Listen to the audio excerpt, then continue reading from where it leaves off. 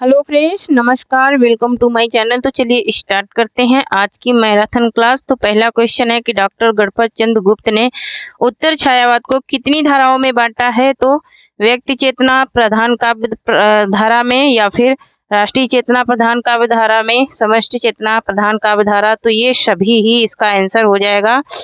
Doctor Ganpat चंद्र गुप्त ने 3 धाराओं में बांटा है। ठीक है, कितनी धाराओं में? 3 धाराओं में उत्तर छायावाद को क्या किया है? बांटा है। ठीक है, तो यही 3 धाराएं हैं। नेक्स्ट क्वेश्चन देखेंगे। नेक्स्ट है कि डॉक्टर नागेंद्र ने उत्तर छायावाद को कितनी धाराओं में बांटा है। डॉक्टर नागेंद्र ने, ठीक है, वहां पर मिश्र बंधु था, यहाँ पर डॉक्टर नागेंद्र की बात हो रही है। ठीक है, तो यहाँ पर ऑप्शन नंबर ए है राष्ट्रीय सांस्कृतिक काव्य धारा, व्यक्ति काव्य धारा, या फिर या दोनों, या फिर इनमें से कोई नहीं। तो इन्होंने 2 धाराओं में बांटा है। ठीक है, 2 धाराओं में इन्होंने बांटा है। किसको? उत्तर छायावाद को। ठीक है, 2 धाराओं में बांटा है उत्तर छायावाद को। ठीक है, तो ये दोनों ही सही हो जाएंगे। ऑप्शन नंबर सी इसका राइट आंसर हो जाएगा। ठीक है, आंसर नंबर सी इसका राइट आंसर हो जाएगा। ठीक है, नेक्स्ट देखेंगे। नेक्स्ट है कि किसने उत्तर छायावाद को प्रगति प्रयोग का पूर्वाभास कहा है। किसने उत्तर छायावाद को प्रगति प्रयोग का पूर्वाभास कहा है। ठीक है, तो यहाँ पर ऑप्शन नंबर ए है क्या? डॉक्टर बच्चन सिंह ने कहा है। तो यहाँ पर बच्चन सिंह ने ही कहा है। ठीक है, किसने कहा है? तो बच्चन सिंह ने ही कहा है उत्तर छायावाद को प्रगति प्रयोग का पूर्वाभास। ठीक है, किसने कहा? तो डॉक्टर बच्चन सिंह ने कहा है। मोस्ट इंपोर्टेंट है, याद रखना है इसको। ठीक है, नेक्स्ट क्वेश्चन देखेंगे।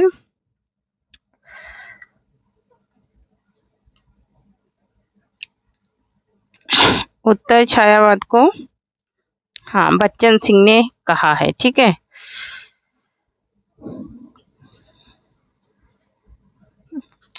यहाँ पर नेक्स्ट देखेंगे। नेक्स्ट क्वेश्चन है हमारा क्वेश्चन नंबर 4 है कि राष्ट्रीय चेतना प्रधान काव्य धारा से संबंधित कवि हैं। राष्ट्रीय चेतना प्रधान काव्य धारा से संबंधित कवि है। ठीक है, और ये राष्ट्रीय चेतना प्रधान काव्य धारा से संबंधित कवि कौन है? तो एक तो है कौन? बच्चन सिंह, डॉक्टर बच्चन सिंह, रामधारी सिंह दिनकर।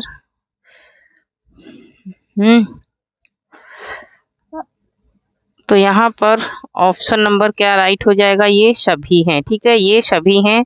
माखनलाल चतुर्वेदी, सुभद्रा कुमारी चौहान और बालकृष्ण शर्मा नवीन, ये सभी हैं। इसके अलावा रामधारी सिंह दिनकर, सियाराम शरण गुप्त।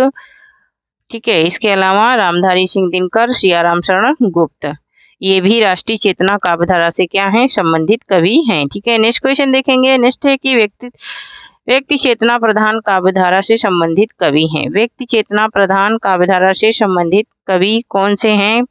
क्या हरिवंश राय बच्चन है, या फिर नरेंद्र शर्मा है, या फिर रामेश्वर शुक्लांचल? तो ये सभी ही हैं। ठीक है, ये सभी ही क्या हैं? राष्ट्रीय व्यक्ति चेतना के प्रधान व्यक्ति चेतना प्रधान काव्य धारा से संबंधित है। इसके अलावा भक्ति चरण वर्मा, आरसी प्रसाद सिंह, कौन है? तो आरसी प्रसाद सिंह हैं। ठीक है, व्यक्ति चेतना प्रधान काव्य धारा से संबंधित कवि हरिवंश राय बच्चन। नेक्स्ट क्वेश्चन है कि निम्नलिखित कवियों में से कौन एक भारतीय आत्मा उपनाम से विख्यात है। ठीक है, विख्यात मतलब कि प्रसिद्ध है। तो यहाँ पर क्या? मैथिली शरण गुप्त, या फिर बालकृष्ण शर्मा नवीन, या फिर माखनलाल चतुर्वेदी, या फिर जय राजा राम शास्त्री। ठीक है, तो यहाँ पर मैथिली शरण गुप्त को राष्ट्र कवि की उपाधि मिली है। ठीक है, यहाँ पर राइट आंसर हो जाएगा option number C, Makhanlal Chaturvedi. ठीक है, क्या हो जाएगा? माखनलाल चतुर्वेदी हो जाएगा। ठीक है, माखनलाल चतुर्वेदी हो जाएगा। यहाँ पर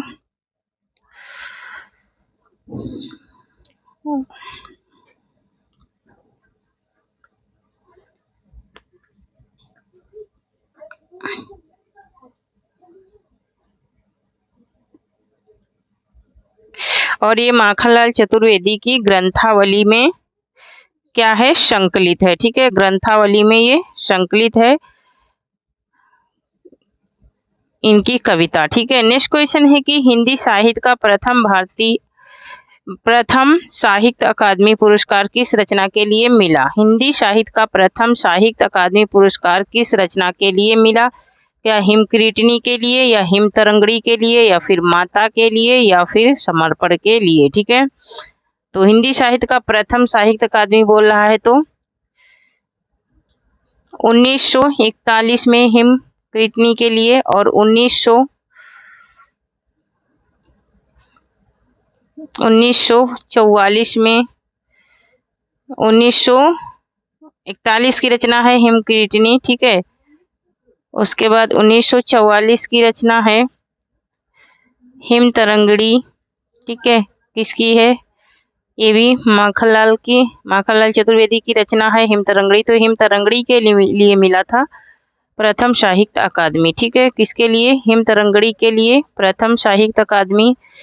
ये 1939 की रचना है और 1955 में इनको साहित्य अकादमी मिला। ठीक है, 1955 में इनको साहित्य अकादमी मिला था। 1949 की ये रचना है हिमतरंगड़ी। ठीक है,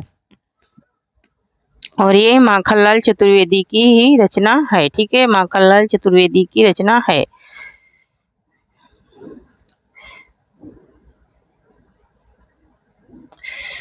और हिमक्रीटनी को प्रथम काव्य संग्रह कहा जाता है किसका, ये भी माखनलाल चतुर्वेदी का है। हिमक्रीटनी ये भी माखनलाल चतुर्वेदी का है और इनका ये प्रथम काव्य संग्रह है। ठीक है, क्या है, प्रथम काव्य संग्रह है। ठीक है, नेक्स्ट क्वेश्चन देखेंगे।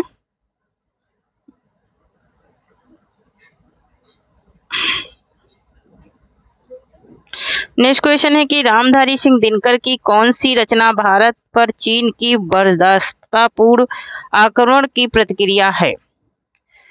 बर्बरतापूर्ण आक्रमण की प्रतिक्रिया है रामधारी सिंह दिनकर की। क्या कुरुक्षेत्र, या फिर परशुराम की प्रतीक्षा, या फिर उर्वशी, या फिर कामधेनु। ठीक है, तो ये सारी ही रचनाएं किसकी हैं, तो दिनकर की हैं। ठीक है, सारी ही रचनाएं किसकी हैं, दिनकर की हैं। परशुराम की प्रतीक्षा पर ही इनके पूर्ण आक्रमण की प्रतिक्रिया को दर्शाया गया है। ठीक है,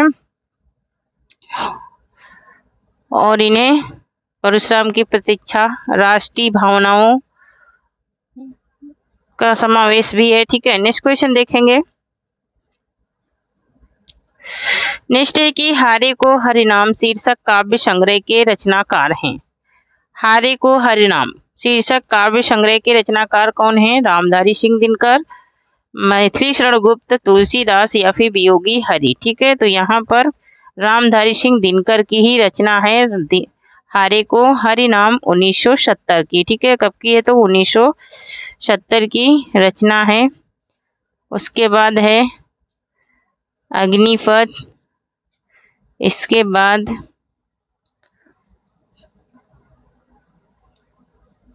नेक्स्ट क्वेश्चन देखेंगे।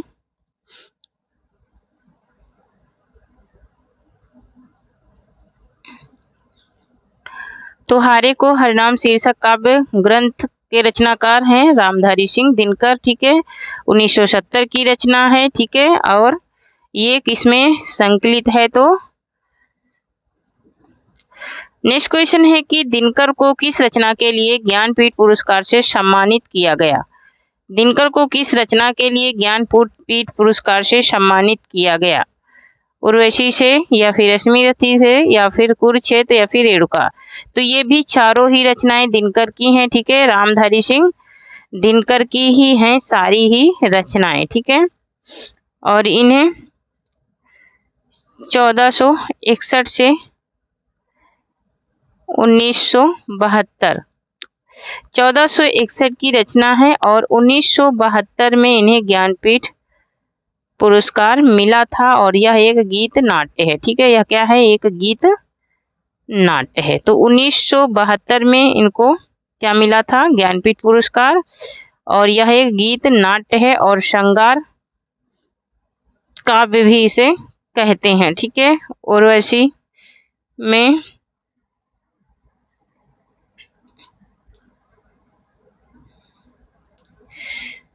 क्या है, संकलित है। ठीक है, नेक्स्ट क्वेश्चन देखेंगे।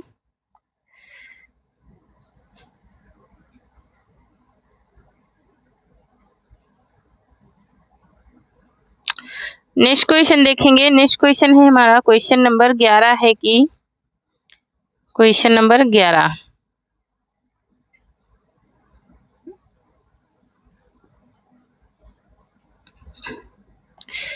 और ये रश्मि रथी क्या है, तो यह खंड काव्य है। ठीक है, 1952 की रचना है। ठीक है, खंड काव्य है, 1952 की रचना है, प्रसाद के जीवन पर क्या है, आधारित है। ठीक है, नेक्स्ट क्वेश्चन देखेंगे। नेक्स्ट है कि किस रचना को हिंदी साहित्य का बापू कहा गया है। किस रचना को हिंदी साहित्य का बापू कहा गया है, तो हिंदी साहित्य का बापू सियाराम शरण गुप्त को कहा गया है। ठीक है, हिंदी साहित्य का बापू किसको कहा गया है, तो सियाराम शरण गुप्त को कहा गया है। ठीक है, नेक्स्ट देखेंगे।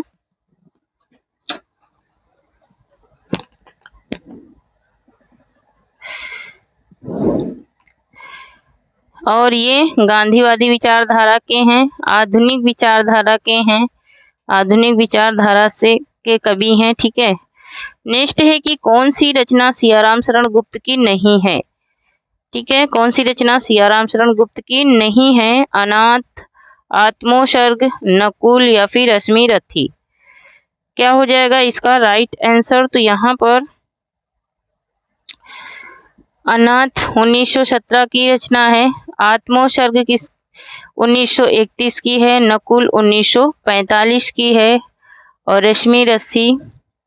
रश्मि रथी किसकी है, तो ये दिनकर की रचना है, ये इनकी नहीं है। ठीक है, ये दिनकर की रचना है, इनकी नहीं है। ठीक है, खंड काव्य है। ठीक है, क्या है, यह एक खंड काव्य है। क्या, रश्मि रथी। हाँ, याद रखना है कि उर्वशी क्या है, गीत काव्य है, लेकिन रश्मि रथी क्या है, तो खंड काव्य है। ठीक है, नेक्स्ट क्वेश्चन देखेंगे। मौर्य विजय के रचनाकार हैं। मौर्य विजय के रचनाकार कौन हैं, ये बताना है, तो सियाराम शरण गुप्त या फिर सोहनलाल द्विवेदी या फिर रामधारी सिंह दिनकर या फिर इनमें से कोई नहीं। ठीक है, या फिर इनमें से कोई नहीं है, तो यहाँ पर सियाराम शरण गुप्त की रचना है मौर्य विजय, 1914 की रचना है। यह एक खंड काव्य है, यह इनका प्रथम काव्य संग्रह है। ठीक है, यह क्या है, इनका प्रथम काव्य संग्रह है। ठीक है, मौर्य विजय सियाराम शरण गुप्त की रचना है, 1914 की रचना है और खंड काव्य है, प्रथम खंड काव्य है। ठीक है, और क्या है ये, नेक्स्ट है कि दिनकर की किस कृति को आधुनिक युग का गीत कहा गया है। दिनकर की किस कृति को आधुनिक युग का गीत कहा गया है, हुंकार को, उर्वशी को, रश्मि कुरुक्षेत्र को या फिर रश्मि रथी को। तो ये चारों ही रचनाएं किसकी हैं, दिनकर की हैं। यहाँ पर कुरुक्षेत्र को कहा गया है आधुनिक युग का गीत, 1956 की 1946 की ये रचना है और ये युद्ध साहित्य के नाम से भी जानी जाती है और ये साम्यवादी विचारधारा से क्या है, प्रभावित है। ठीक है, नेक्स्ट क्वेश्चन देखेंगे। नेक्स्ट है कि दिनकर की कौन सी काव्य कृति भीष्म पितामह एवं धर्मराज के संवाद के रूप में रचित है। ठीक है, दिनकर की कौन सी कृति जो भीष्म पितामह और धर्मराज के संवाद के रूप में रचित है, क्या रेणुका है या फिर हुंकार है या फिर कुरुक्षेत्र है या फिर इनमें से कोई नहीं है, तो कुरुक्षेत्र है। ठीक है, कुरुक्षेत्र ही है इनकी रचना। किसकी है ये, तो रामधारी सिंह दिनकर की है, 1946 की रचना है। 7 सर्ग हैं इसमें। कितने सर्ग हैं, तो 7 सर्ग हैं इस रचना में, किसमें, कुरुक्षेत्र में। ठीक है, नेक्स्ट क्वेश्चन देखेंगे। इसमें 7 सर्ग हैं। ठीक है, कुरुक्षेत्र है, दिनकर की कौन सी रचना काव्य कृति, ठीक है, कौन सी काव्य कृति, तो क्या है, कुरुक्षेत्र। नेक्स्ट है कि छायावादी काव्य धारा के समांतर चलने वाली काव्य धारा है। छायावादी काव्यधारा के समांतर चलने वाली काव्यधारा कौन सी है? तो राष्ट्रीय सांस्कृतिक काव्यधारा है। ठीक है, कौन सी है? राष्ट्रीय सांस्कृतिक काव्यधारा है। नेक्स्ट क्वेश्चन है कि मुकुल नामक काव्य संग्रह के रचनाकार हैं। मुकुल किसका काव्य संग्रह है?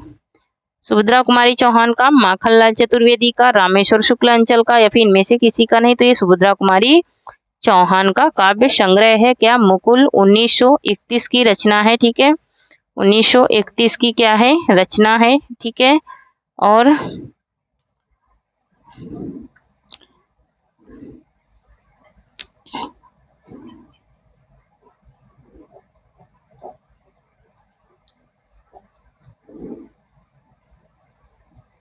नेक्स्ट देखेंगे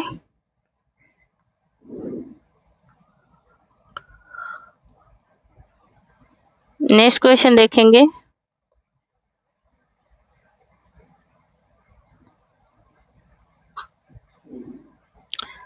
और ये मुकुल और चित्रधारा ये क्या है?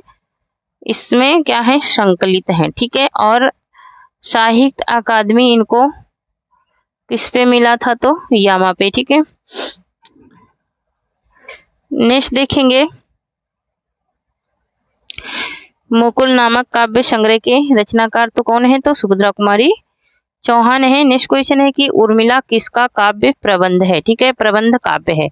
ठीक है, उर्मिला किसका प्रबंध काव्य है? बालकृष्ण शर्मा नवीन का, नरेंद्र शर्मा का, मैथिली शरण गुप्त का, या फिर इनमें से किसी का नहीं? ठीक है, तो उर्मिला 1957 की रचना है। ठीक है, कब की है? तो 1957 की। बालकृष्ण शर्मा नवीन की रचना है।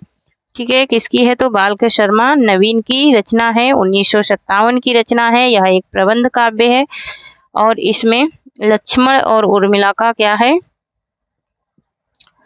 संवाद मिलता है। ठीक है, लक्ष्मण और उर्मिला के विवाह का वर्णन मिलता है। ठीक है, नेक्स्ट क्वेश्चन देखेंगे। यह एक प्रबंध काव्य है। ठीक है, 1957 का है।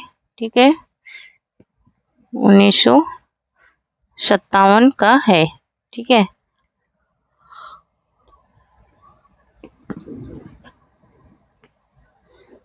नेक्स्ट देखेंगे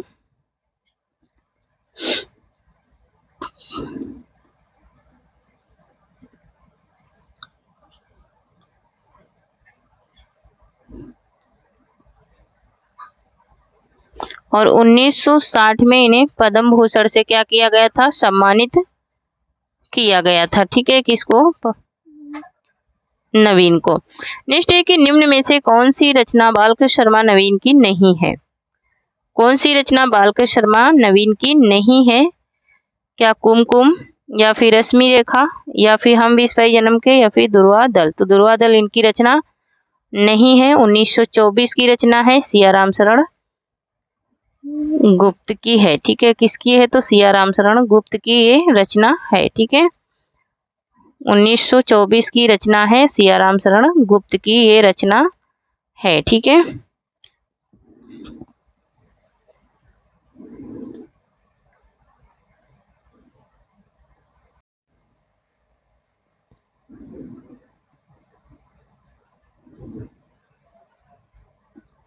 तो ये 1924 की रचना है दुर्वा दल, और ये सियाराम शरण गुप्त की क्या है? रचना है। ठीक है, 1936 की रचना है कुमकुम, ये इनका प्रथम काव्य संग्रह है। ठीक है, प्रथम काव्य संग्रह है।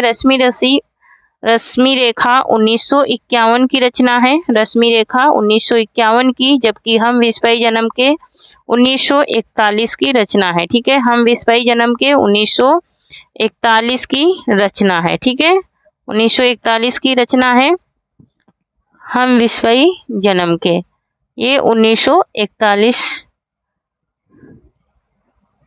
नेक्स्ट है कि अधैर्य का कवि किसे कहा जाता है?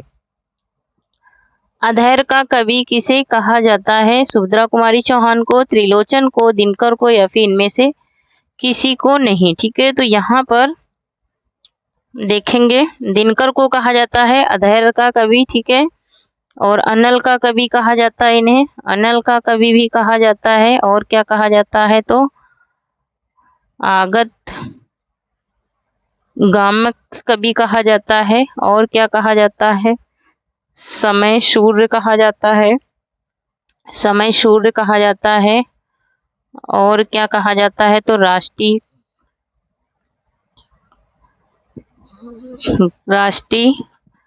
प्रसारणी भारतीय काव्यधारा का कवि भी कहा जाता है। ठीक है, और राष्ट्र कवि के नाम से भी इनको भी जाना जाता है। ठीक है, नेक्स्ट क्वेश्चन देखेंगे। नेक्स्ट है, आत्मा की आंखें किसकी काव्य कृति है? आत्मा की आंखें किसकी काव्य कृति है? श्याम नारायण पांडे की, सिया राम शरण गुप्त की, दिनकर की, या फिर माखनलाल चतुर्वेदी की है? तो ये दिनकर की है, आत्मा की आंखें। ठीक है, आत्मा की आंखें दिनकर की कविता है। ठीक है, 1954 की ये रचना है, 1954 की। ठीक है, दिनकर की है, 1954 की ये रचना है। ठीक है, नेक्स्ट क्वेश्चन देखेंगे। सॉरी, हाँ, तो इन्हें 1954 की रचना है, HD लॉरेंस की ऑफ कपित का अनुवाद इन्होंने किया है। नेक्स्ट है कि दिनकर की किस रचना को वैतालिक जागरण का गान कहा जाता है? दिनकर की किस रचना को वैतालिक जागरण का गाना कहा जाता है? रेणुका को, हुंकार को, रसवंती को, या फिर रश्मि दत्ती को? तो ये चारों ही रचनाएं दिनकर की हैं। ठीक है, चारों ही रचनाएं किसकी हैं? तो दिनकर की हैं। ठीक है, अब इसमें बताना है, तो हुंकार को कहा जाता है क्या? वैतालिक जागरण का गाना। ठीक है, वैतालिक जागरण का गाना कहा जाता है। डॉक्टर बच्चन सिंह ने इन्हें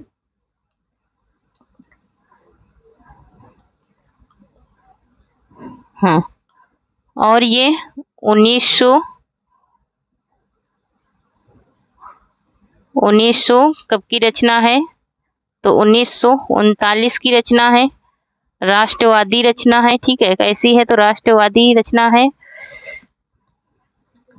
नेक्स्ट देखेंगे। नेक्स्ट है कि हल्दी घाटी और जौहर नामक काव्य कृति किस रचना की है? काव्य कृति किस रचना की है? हल्दी घाटी और जौहर नामक काव्य कृति किस रचनाकार की है? किस रचनाकार की है? श्याम नारायण पांडे की, सिया राम शरण गुप्त की? तो ये श्याम नारायण पांडे की रचना है, हल्दी घाटी और जौहर नमक। ये क्या है? काव्य है।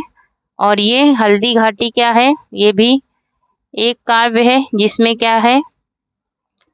17 सर्ग हैं। ठीक है, कितने? 17 सर्ग हैं। मादक का ये क्या है? यह एक खंड काव्य है। ठीक है, यह एक क्या है? यह एक खंड काव्य है। और यह एक क्या है? मुक्तक काव्य। यह एक मुक्त काव्य है। ठीक है, कौन सा? नामक जौहर। जौहर क्या है? एक मुक्त काव्य है। और हल्दी घाटी क्या है? 17 सर्गों वाला, यह भी एक क्या है? मुक्त काव्य है। ठीक है, नेक्स्ट क्वेश्चन देखेंगे। नेक्स्ट है कि निम्न में से किस पुस्तक की भूमिका को छायावाद का घोषणा पत्र कहा जाता है? तो छायावाद का घोषणा पत्र किसको कहा जाता है? क्या अनामिका को, या परिमल को, या फिर पल्लो को, या फिर कमायनी को? ठीक है, तो छायावाद का घोषणा पत्र कई बार मैं पढ़ा चुकी हूँ इसे। छायावाद का घोषणा पत्र किसे कहा जाता है? तो छायावाद का घोषणा पत्र, एक सेकेंड, तो यहाँ पर इसे छायावाद का मैनिफेस्टो भी कहते हैं इस रचना को। और क्या कहते हैं? तो पल्लो को कहते हैं। ठीक है, पल्लो को कहते हैं। इसे छायावाद का मैनिफेस्टो भी कहते हैं, घोषणा पत्र भी कहते हैं। ठीक है,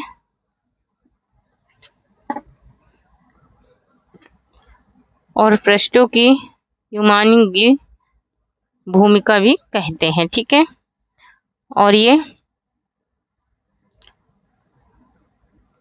इसकी भूमिका किसने 10 पृष्ठों की लिखी गई है? ठीक है, कितने? 10 पृष्ठों की भूमिका लिखी गई है। ठीक है, किसने? कमायनी जयशंकर प्रसाद का महाकाव्य है। ठीक है, कमायनी क्या है? जयशंकर प्रसाद का महाकाव्य है। परिमल निराला की रचना है। अनामिका भी निराला की रचना है। ठीक है, और ये किसकी है, तो ये पंथ की रचना है। ठीक है, तो ये पंथ की भूमिका में भी संकलित है पल्लव। ठीक है, पंथ की भूमिका में संकलित है, ये पंथ की रचना है। नेक्स्ट देखेंगे, नेक्स्ट है छायावाद के सर्वाधिक कटु आलोचक कौन है। छायावाद के सर्वाधिक कटु आलोचक कौन है।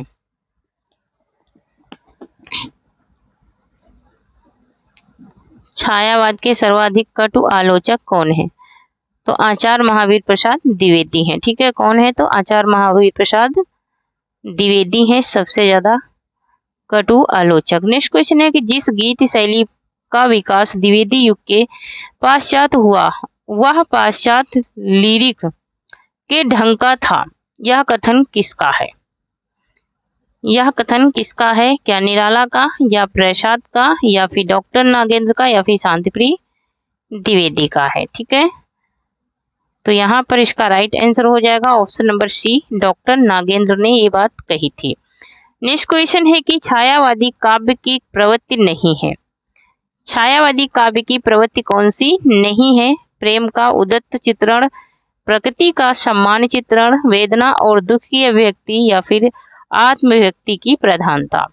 इसमें कौन सा नहीं है, तो प्रकृति का सम्मान चित्रण नहीं है छायावादी काव्य प्रवृत्ति में। ठीक है, प्रकृति का सम्मान चित्रण नहीं है।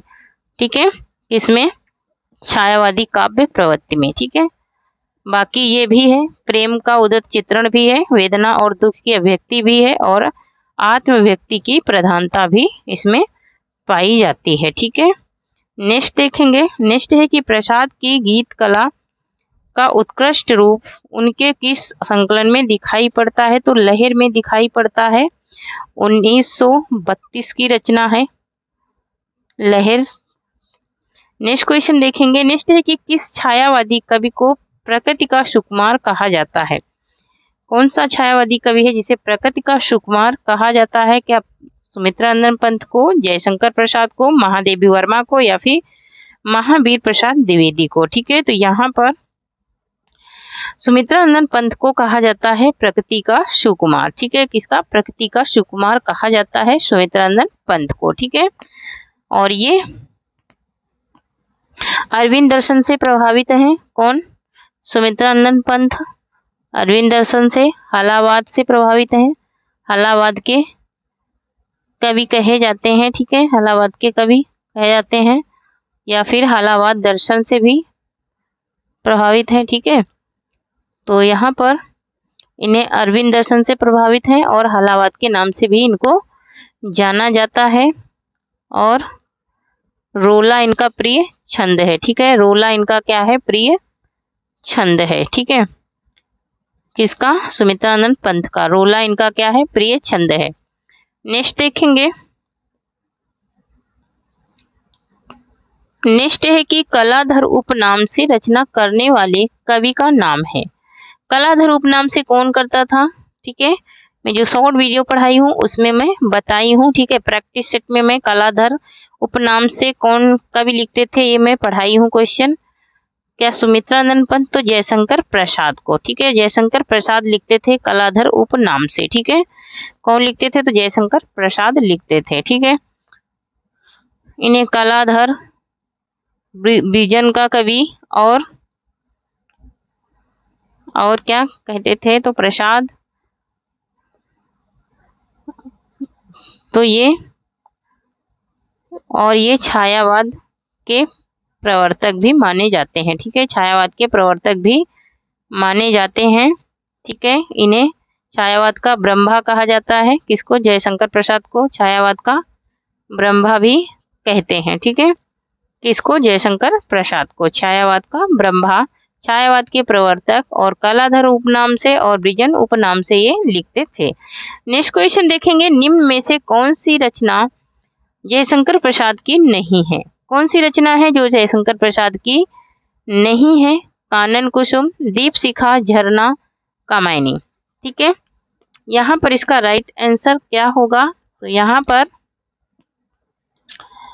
नहीं पूछ रहा है कि इनकी रचना कौन सी नहीं है, तो यहाँ पर ऑप्शन नंबर कानन कुसुम 1913 की रचना है, ये भी जयशंकर प्रसाद की है, ठीक है। कानन कुसुम। झरना 1914 की है, ये भी जयशंकर प्रसाद की है।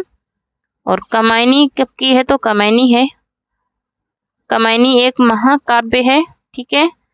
15 सर्ग हैं इसमें, ठीक है। कितने? 15 सर्ग हैं। और यह एक क्या है? महाकाव्य है। लेकिन दीपशिखा है महादेवी वर्मा की रचना, ठीक है। महादेवी वर्मा की रचना है दीपशिखा, ठीक है। तो दीपशिखा इनकी रचना नहीं है, ठीक है। दीपशिखा इनकी रचना नहीं है। इनका ये पहला क्या है? काव्य है, ठीक है। नेक्स्ट क्वेश्चन देखेंगे।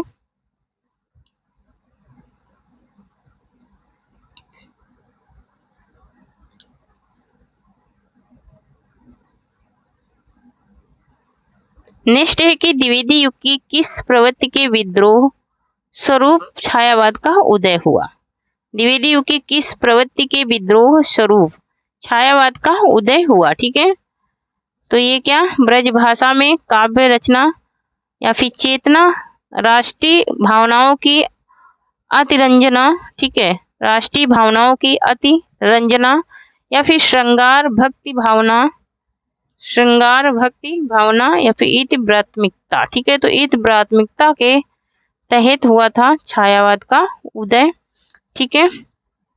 छायावाद का उदय, ठीक है। नेक्स्ट देखेंगे।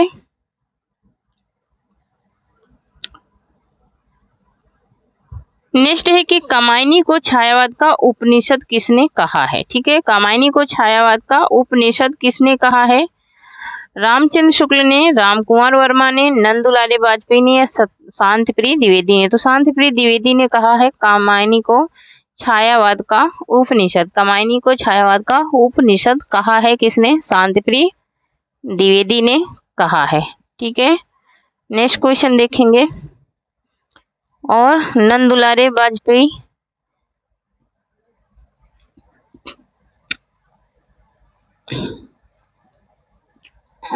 वाजपेयी क्या है?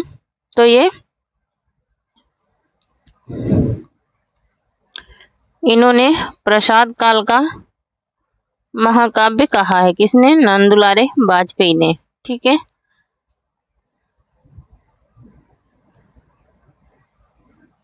रामचंद्र शुक्ल ने इसे क्या कहा है? तो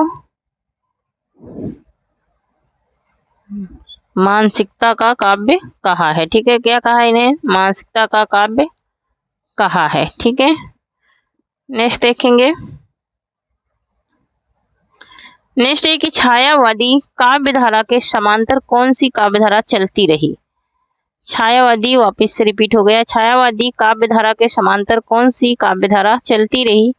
प्रयोगवादी, प्रगतिवादी, उत्तर आधुनिक, या फिर राष्ट्रीय चेतना सांस्कृतिक? तो राष्ट्रीय सांस्कृतिक काव्यधारा चलती रही छायावादी काव्यधारा के समांतर। राष्ट्रीय सांस्कृतिक काव्यधारा चलती रही छायावादी काव्यधारा के समांतर, ठीक है। कौन सी? राष्ट्रीय सांस्कृतिक काव्यधारा किसके तहत चलती रही? तो छायावाद के समांतर चलती रही, ठीक है। नेक्स्ट देखेंगे।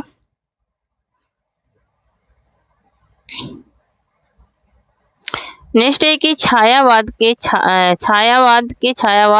शब्द को मोती के भीतर छाया जैसी तरलता किसने कहा? छायावाद शब्द को मोती के भीतर छाया जैसी तरलता किसने कहा? छाया जैसी तरलता किसने कहा? जयशंकर प्रसाद ने। किसने कहा था? तो जयशंकर प्रसाद ने कहा था, ठीक है। नेक्स्ट है कि अंग्रेजी साहित्य के रोमांटिज्म से कौन सा युग प्रभावित है? कौन सा युग प्रभावित है? छायावाद, प्रयोगवाद, द्विवेदी युग, या फिर प्रगतिवादी युग? तो छायावाद युग क्या है? प्रभावित है, ठीक है। किससे? अंग्रेजी साहित्य के रोमांटिसिज्म से, ठीक है। रोमांटिसिज्म से, ठीक है। नेक्स्ट क्वेश्चन देखेंगे। और इसे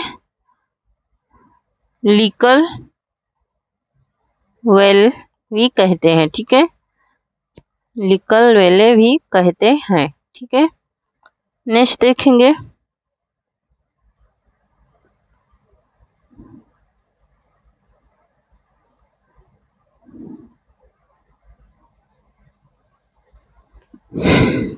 हाँ, तो अंग्रेजी साहित्य से रोमान, यहाँ पर छायावाद, नंद दुलारे वाजपेयी को छायावाद का प्रवर्तक, ठीक है, सबसे पहले नंद दुलारे वाजपेयी ने छायावाद शब्द का प्रयोग किया था, मुकुटधर पांडे ने किया था। नेक्स्ट क्वेश्चन देखेंगे। नेक्स्ट है कि जयशंकर प्रसाद की किस कृति में ब्रज भाषा की रचनाएं संकलित हैं? जयशंकर प्रसाद की किस कृति में ब्रज भाषा की रचनाएं संकलित हैं, ये बताना है। तो यहाँ पर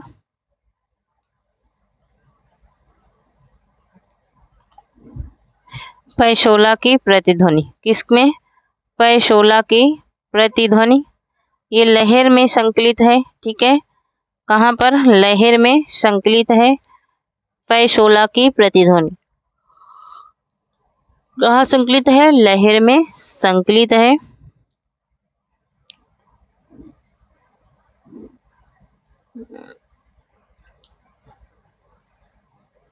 नेक्स्ट देखेंगे कृति ब्रज भाषा में संकलित है पूछ रहा, ठीक है। तो पैशोला की प्रतिध्वनि जो कि लहर में संकलित है, ठीक है। आंसू, यह एक खंड काव्य है, ठीक है। आंसू क्या है? एक खंड काव्य है। और चित्राधार 1918 की रचना है। चित्राधार क्या है? ब्रजभाषा में संकलित है, ठीक है। चित्राधार क्या है? ब्रजभाषा में ये संकलित रचना है, ठीक है।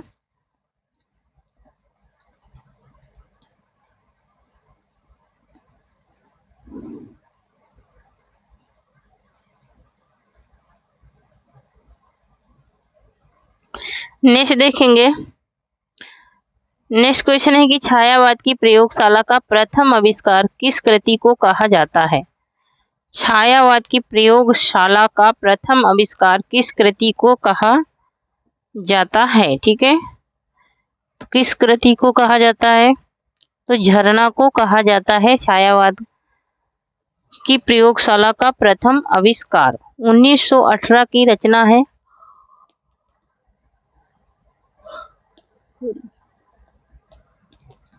और ये प्रथम इनका क्या है? छायावादी, क्या है? छायावादी काव्य है, ठीक है। प्रथम छायावादी काव्य है।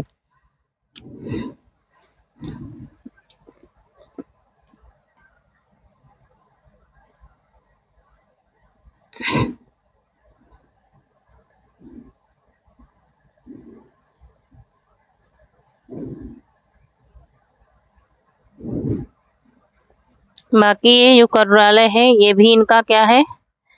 गीत नाट्य है। प्रसाद का प्रथम गीत नाट्य है, ठीक है। प्रभात फेरी भी इनकी ही रचना है। कानन कुसुम भी जयशंकर प्रसाद की रचना है, ठीक है। जयशंकर प्रसाद की रचना है। और करुणालय भी जयशंकर प्रसाद का गीत नाट्य है और प्रथम गीत नाट्य है, ठीक है। क्या है ये? प्रथम गीत नाट्य है। किसका? जयशंकर प्रसाद का।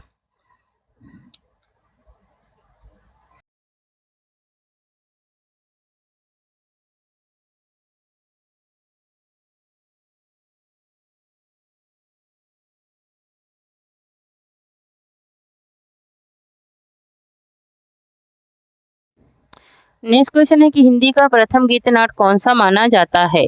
उर्वशी को, करुणालय को। तो करुणालय को प्रथम गीत नाट्य क्या किया जाता है? माना जाता है। यह 1913 की रचना है और ये इंदु पत्रिका में, इंदु पत्रिका से संकलित होती थी। इंदु पत्रिका से प्रकाशित होती थी ये, ठीक है। किससे? इंदु पत्रिका से, ठीक है। नेक्स्ट देखेंगे।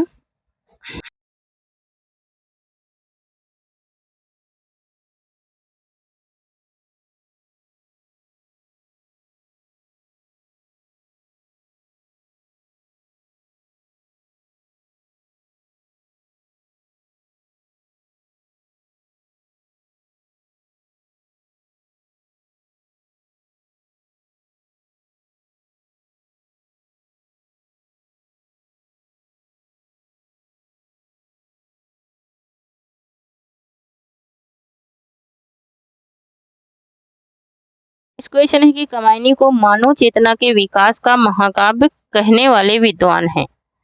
मानव चेतना के विकास का महाकाव्य कहने वाले विद्वान हैं डॉक्टर नागेंद्र हैं। कौन है? तो डॉक्टर नागेंद्र हैं इसके कहने वाले विद्वान। ठीक है।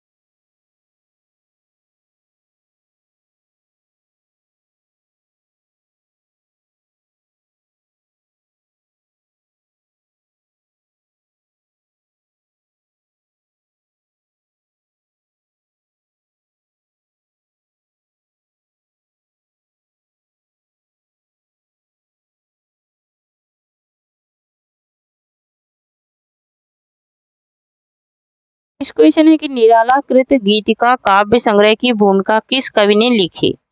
गीतिका काव्य संग्रह की भूमिका किस कवि ने लिखी? सुमित्रानंद पंत ने, जयशंकर प्रसाद ने। किसने लिखी थी? तो जयशंकर प्रसाद ने लिखी थी गीतिका की भूमिका। ठीक है।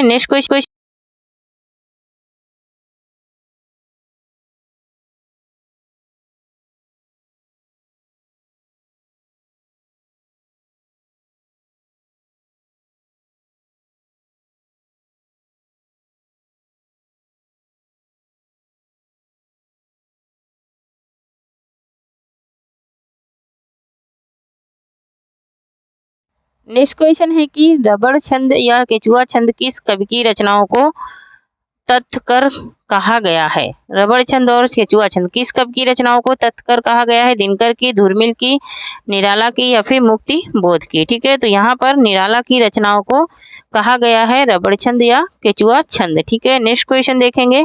रबड़ छंद या केचुआ छंद कहा गया है। इन्हें मुक्त छंद का प्रवर्तक भी कहते हैं। किसको? निराला को। ठीक है। मुक्त छंद का प्रवर्तक भी इन्हें कहा जाता है। ठीक है। किसको? निराला को। ठीक है। नेक्स्ट क्वेश्चन देखेंगे।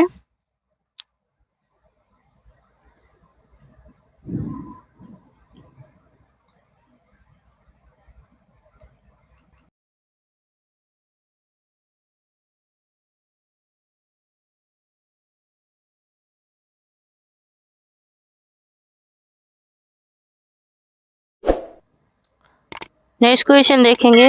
और जो लोग चैनल को अभी तक सब्सक्राइब नहीं करे हैं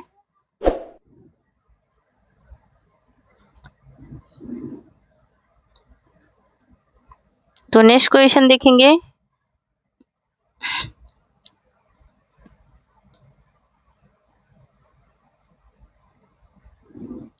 नेक्स्ट क्वेश्चन है हमारा कि मुक्त छंद के प्रेरणा हैं। मुक्त छंद के प्रेरणा कौन है? निराला, नागार्जुन प्रसाद या फिर महादेवी वर्मा।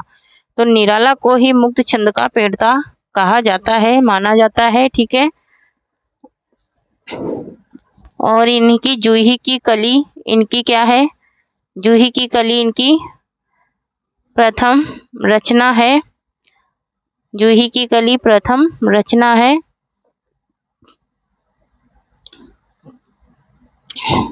ठीक है। जूही की कली क्या है? इनकी प्रथम रचना है। नेक्स्ट देखेंगे। नेक्स्ट है कि हिंदी साहित्य में महाप्राण किसके लिए प्रयुक्त होता है? महाप्राण किसके लिए प्रयुक्त होता है? तो यहाँ पर निराला के लिए ही प्रयुक्त होता है। निराला को ही कहते हैं महाप्राण। निराला की उपाधि इनको मिली है। ठीक है। महाप्राण निराला की उपाधि इन्हें मिली है। ये गंगा प्रसाद प्राण अड़ेपन ने इनको महाप्राण की उपाधि दी थी। ठीक है। पाड़े पन्ने। ठीक है। किसने गंगा प्रसाद पांडे ने इन्हें महाप्राण निराला की उपाधि दी थी? किसको? निराला जी को। ठीक है, नेक्स्ट देखेंगे। तो महाप्राण किसके लिए है? तो महाप्राण निराला जी के लिए है। उपाधि किसने दी थी? तो गंगा प्रसाद पांडोपन ने महाप्राण निराला की उपाधि दी थी। ठीक है, और ये छायावाद के महेश भी कहे जाते हैं। ठीक है, और रुद्र भी कहे जाते हैं। ठीक है, छायावाद के महेश भी कहे जाते हैं और छायावाद के रुद्र भी कहे जाते हैं। कौन? निराला जी। ठीक है, किसने? जयशंकर प्रसाद को महेश कहते हैं, इन्हें क्या कहते हैं? ब्रह्मा। ठीक है, जयशंकर प्रसाद को ब्रह्मा, इनको महेश और रुद्र। नेक्स्ट है कि अपने बारे में बसंत का अग्रदूत किस कवि ने कहा था? अपने बारे में बसंत का अग्रदूत किस कवि ने कहा था? महादेवी वर्मा ने, जयशंकर प्रसाद ने, सुमित्रानंद पंत ने, निराला ने। तो निराला ने कहा था अपने ही बारे में बसंत का अग्रदूत। ठीक है, किसने कहा था? तो निराला ने कहा था अपने बारे में बसंत का अग्रदूत। ठीक है, और इन्हें, ठीक है, तो पेन बराबर चल नहीं रही है। ठीक है, बराबर से चल नहीं रही, इसलिए थोड़ा सा आधा अधूरा दिख रहा है यहाँ पर लिखने पे। ठीक है,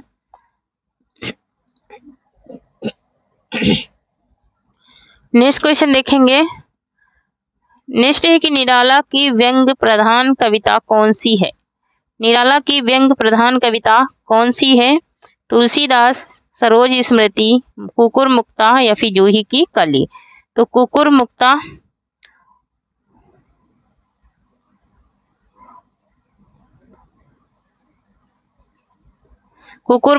किस में संकलित है? तो नए पत्ते में संकलित है। ठीक है, नए पत्ते में संकलित है कुकुर मुक्ता, 1942 की रचना है।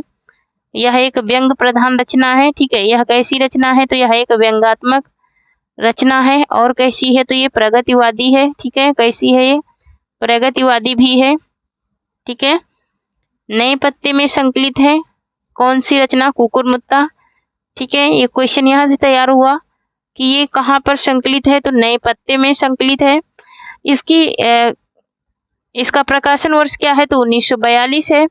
और यह एक व्यंग्य प्रधान रचना है, व्यंग्यात्मक रचना है, और यह छायावादी रचना भी कही जाती है। ठीक है, मानी जाती है। ठीक है, तो ये तो रहे एक ही में से कम 4 क्वेश्चन आप लोगों के रेडी हो रहे हैं। ठीक है, नेक्स्ट क्वेश्चन देखेंगे। तो नेक्स्ट क्वेश्चन है कि हमारा कुकुर मुक्ता को निराला की कविता का प्रस्थान बिंदु किसने कहा? कुकुर मुक्ता निराला की कविता है, इसे प्रस्थान बिंदु किसने कहा? ठीक है, प्रभाकर माचुए ने, शांति प्रिय द्विवेदी ने, नंद किशोर नवल ने, या फिर इनमें से किसी ने नहीं कहा। ठीक है, तो ये कब की रचना है? तो 1942 की रचना है और प्रभाकर माचुए ने इसे कहा था। ठीक है, किसने कहा था? तो प्रभाकर माचुए ने इसे क्या कहा था? प्रस्थान बिंदु कहा था। ठीक है, किसने? प्रभाकर माचुए ने। ठीक है, नंद किशोर नवल ने संपूर्ण हिंदी साहित्य का प्रस्थान बिंदु कहा है। ठीक है, संपूर्ण हिंदी साहित्य का प्रस्थान बिंदु माना है किसको? कुकुर मुक्ता को। ठीक है, किसने? नंद किशोर नवल ने संपूर्ण हिंदी साहित्य का प्रस्थान बिंदु माना है। नेक्स्ट क्वेश्चन देखेंगे।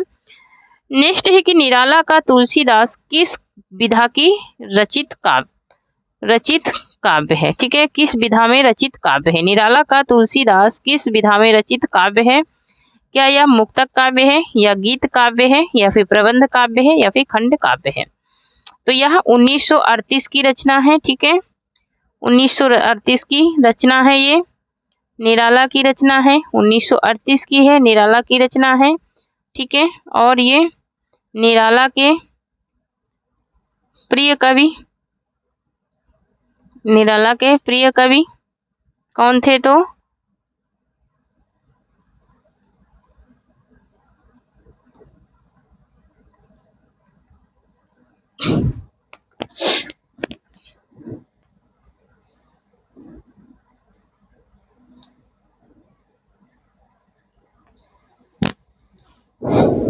तो यह एक क्या है, यह एक खंड काव्य है। ठीक है, निराला का तुलसीदास ये खंड काव्य है।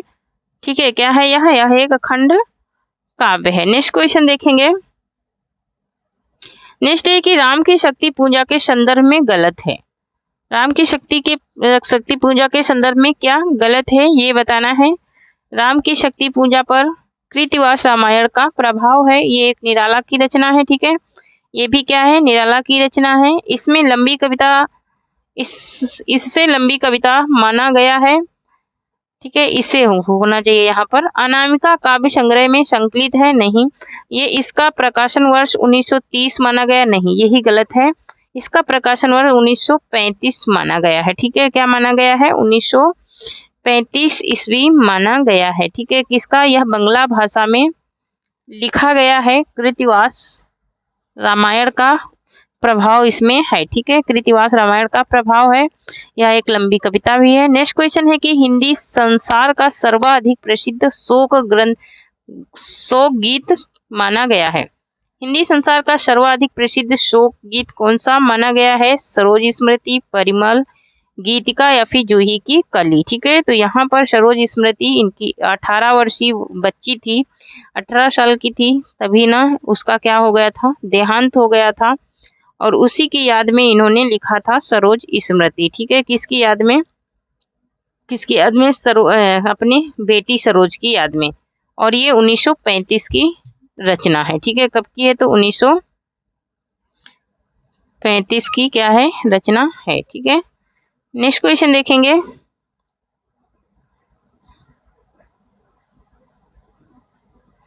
गीतिका को जयशंकर प्रसाद ने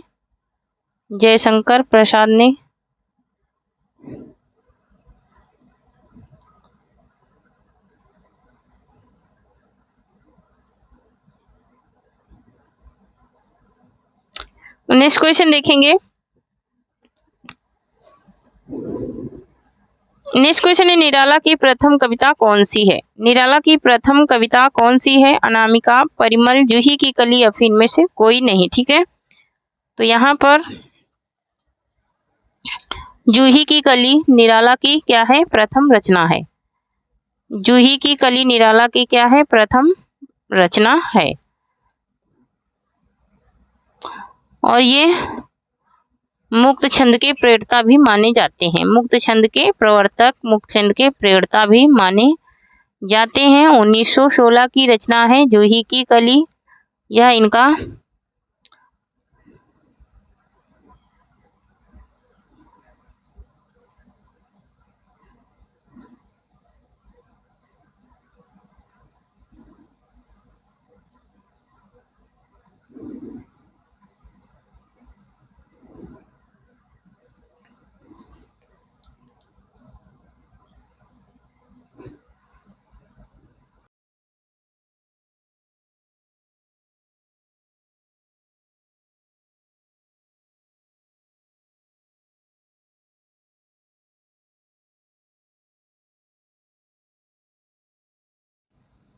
नेक्स्ट क्वेश्चन है हमारा कि साहित्यिक क्षेत्र में सर्वाधिक विरोध किसका हुआ था। साहित्यिक क्षेत्र में सर्वाधिक विरोध किसका हुआ था। प्रसाद का, निराला का, रामधारी सिंह दिनकर का या फिर हरिओध का। ठीक है, सर्वाधिक विरोध हुआ था किसका, निराला का। ठीक है, किसका हुआ था, तो सर्वाधिक विरोध निराला का हुआ था।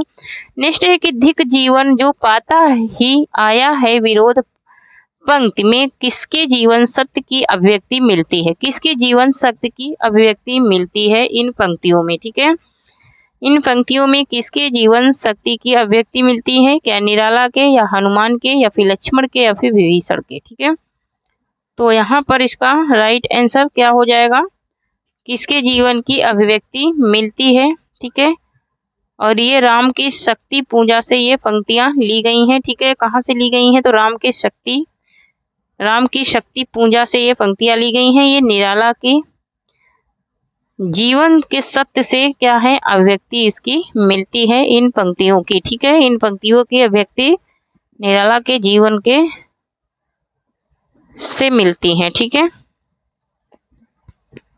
नेक्स्ट देखेंगे।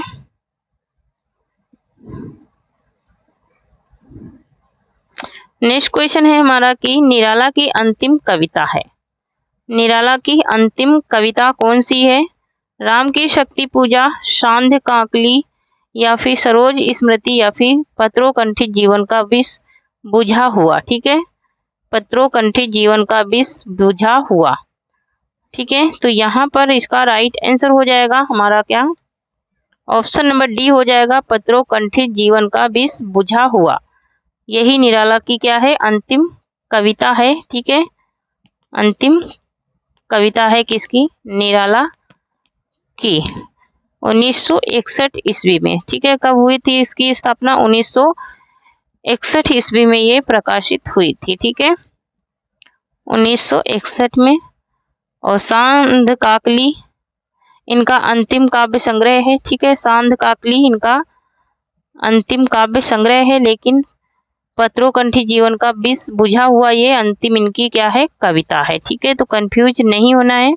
ठीक है, कंफ्यूज नहीं होना है। यह सांध्य काकली 1969 की रचना है और यह एक क्या है? अंतिम काव्य संग्रह है। क्या है? अंतिम काव्य संग्रह है, लेकिन पत्रों कंठित जीवन का विष बुझा हुआ यह 1961 की रचना है और यह अंतिम कविता है। ठीक है, तो दोनों में यही डिफरेंस है। ठीक है, दोनों में क्या है? यही डिफरेंस है और कुछ नहीं। ठीक है, नेक्स्ट देखेंगे।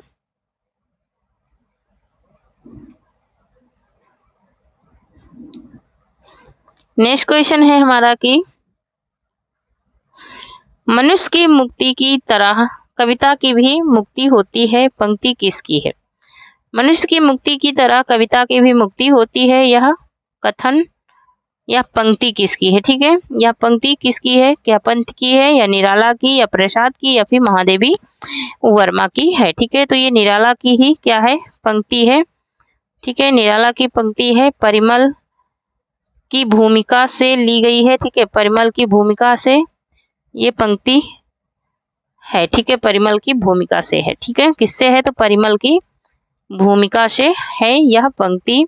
क्या मनुष्य की मुक्ति की तरह कविता की भी मुक्ति होती है, ये पंक्ति परिमल की भूमिका में है। ठीक है, नेक्स्ट क्वेश्चन देखेंगे। नेक्स्ट है कि हिंदी का वर्ड्सवर्थ किसे कहा जाता है? वर्ड्सवर्थ किसे कहा जाता है? क्या निराला को, या पंथ को, या जयशंकर प्रसाद, या फिर इनमें से किसी को? नहीं, तो पंथ को कहा जाता है हिंदी का वर्ड्सवर्थ। ठीक है, और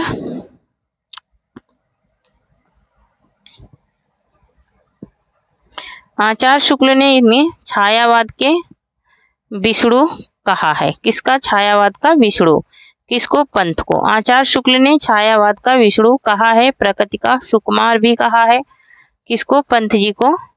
एक तो छायावाद का विष्णु, दूसरा प्रकृति का शिव कुमार। नेक्स्ट क्वेश्चन है कि संवेदनशील इंद्रिय बोध का कवि किसे कहा जाता है? संवेदनशील इंद्रिय बोध का कवि किसे कहा जाता है? ठीक है, संवेदनशील इंद्रिय बोध का कवि पंथ को कहा जाता है। ठीक है, किसको कहा जाता है? पंथ को कहा जाता है संवेदनशील इंद्रिय बोध का कवि।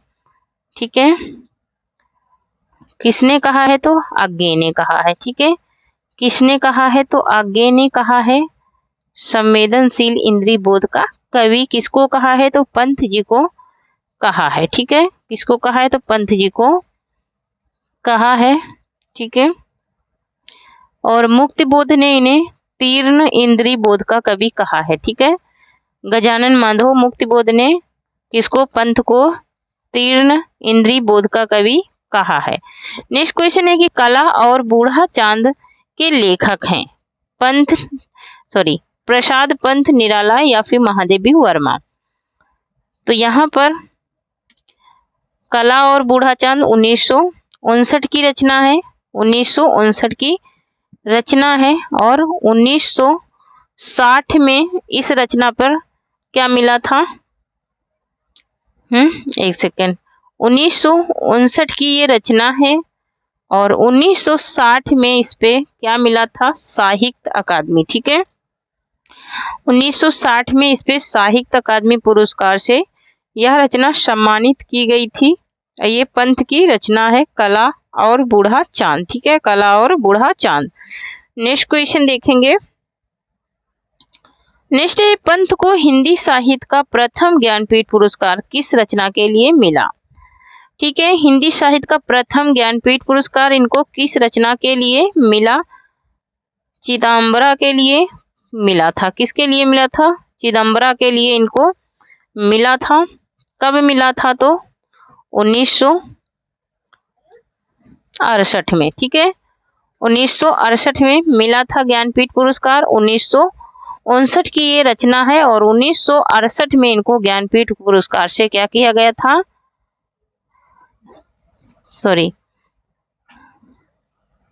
ये 1968 में इनको ज्ञानपीठ पुरस्कार से क्या किया गया था? सम्मानित किया गया था। ठीक है, नेक्स्ट क्वेश्चन देखेंगे। नेक्स्ट है कि महात्मा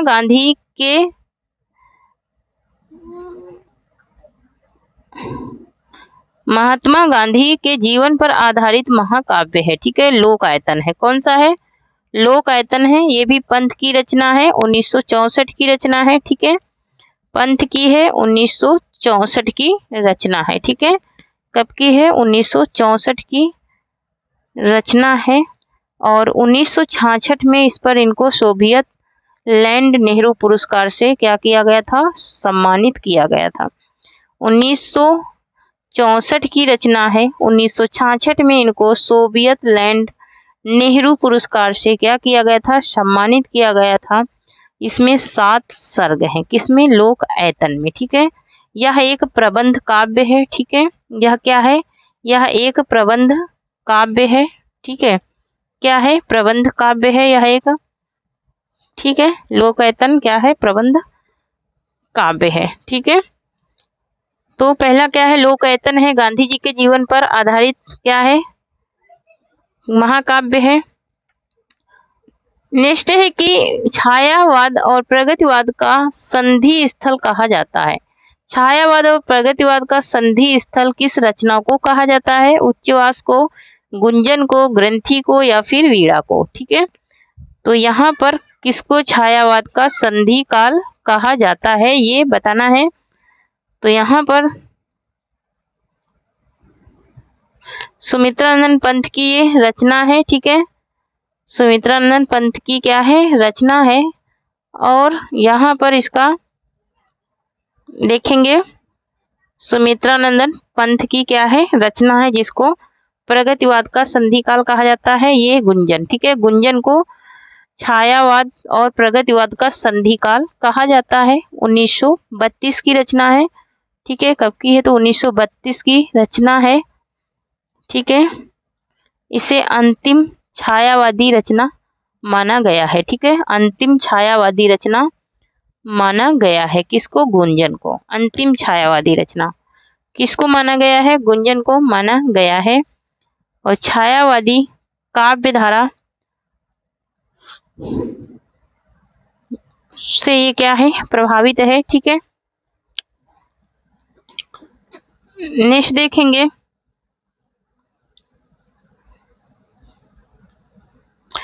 नेक्स्ट है कि पंत की पहली कविता है। पंत की पहली कविता क्या है? उच्चवास, गिरजे का घंटा, ग्रंथि या फिर वीणा? क्या हो जाएगा इसका राइट आंसर? तो यहाँ पर वीणा कब की है? तो 1927 की रचना है। ठीक है, वीणा 1927, ग्रंथि 1926, उच्चवास 1928 और गिरजे का घंटा 1916। तो अब तो समझ में आ ही गया होगा आंसर इसका कि कौन सा सन पहले आया है। ठीक है, तो अगर क्रम लगाने के लिए भी आएगा तो इसी प्रकार से क्या करना है? क्रम लगाना है। ठीक है, इसी प्रकार से क्या करना है? क्रम लगाना है। उच्चवास क्या है? 1920 की। ठीक है, 1920 की रचना है और ये पहली छायावादी रचना है। उच्चवास, गिरजे का घंटा 1916 की रचना है। ठीक, ऑप्शन नंबर 20 का राइट आंसर हो जाएगा गिरजे का घंटा। ठीक है, क्या हो जाएगा? गिरजे का घंटा। याद रखना है कि उच्चवास 1920 की पहली छायावादी रचना है, लेकिन गिरजे का घंटा पंत की पहली कविता है 1916 की। नेक्स्ट है कि अरविंद दर्शन से प्रभावित कवि हैं। अरविंद दर्शन से प्रभावित कवि कौन से हैं? पंथ हैं, प्रसाद हैं, निराला हैं या फिर महादेवी वर्मा। तो पंथ जी को अरविंद दर्शन से प्रभावित कवि माना जाता है। ठीक है, किसको? पंथ जी को अरविंद दर्शन से प्रभावित कवि माना जाता है। प्रसाद को प्राचीन दर्शन और कृष दर्शन और इनको छायावाद का क्या कहा गया है? नेक्स्ट क्वेश्चन है कि छायावाद के अंत मृत्यु का घोषणा पत्र किसे कहा जाता है? छायावाद के अंत मृत्यु का घोषणा पत्र किसे कहा जाता है, ये बताना है। तो यहाँ पर युगांत को कहा जाता है। 1936 की रचना है। ठीक है, युगांत को कहा जाता है। 1936 की ये रचना है। ठीक है, छायावाद का घोषणा पत्र किसे कहा जाता है? मृत्यु और अंत का। ठीक है, तो युगांत को कहा जाता है और ये 1936 की क्या है? रचना है। ठीक है, क्या है? 1936 की रचना है। ये भी पंथ की रचना है। ठीक है, पंथ की रचना है, प्रगतिवादी रचना है। ठीक है, कैसी है? तो प्रगतिवादी काव्यधारा से क्या है? प्रभावित है। प्रगतिवादी काव्यधारा से ये क्या है? प्रभावित रचना है। नेक्स्ट देखेंगे,